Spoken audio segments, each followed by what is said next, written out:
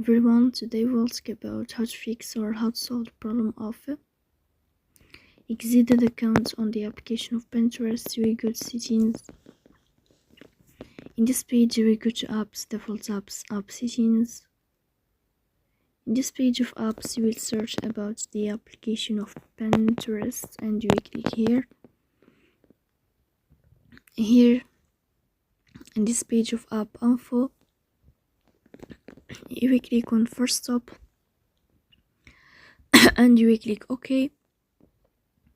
Here you will enter to storage, then we click on clear cache, but pay attention, don't click clear data because that can delete your account or can cause you errors on your app. So please don't forget to support us by like and subscribe. See you next time in another video and thank you for your watching.